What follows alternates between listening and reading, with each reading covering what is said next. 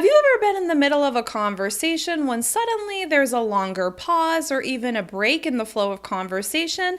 If so, don't worry and definitely don't panic. This type of break in conversation is so common that we even have a word for it. This type of pause is called a lull in conversation. Lull, lull. Lull. It's a little bit hard to say, but it's a good way to describe the concept. A lull is a quiet break or pause in between conversation topics when no one has anything additional to say. A lull can often signal the need to change the subject, or it can sometimes signal that the conversation has ended. We usually use the word lull in a phrase, a lull in conversation. When you have a lull in conversation, be prepared to change the subject to something more interesting. It can be a related topic based on what you were previously talking about, or you can change the subject entirely. I encourage you to prepare for a lull in conversation by having conversation questions that you really feel confident asking, ones that usually engage people in a more interesting conversation. For some inspiration, I encourage you to check out my series, Conversations with Kim, where we ask and answer better conversation questions. So now let's take a look at some example sentences so you can see how the word lull is often used. Although I was dying to know their opinions, I waited until there was a lull in conversation to ask my friends for their opinion on the latest episode of Game of Thrones. When I'm catching up with friends I haven't seen for a while, there is never a lull in conversation. We just keep talking without stopping.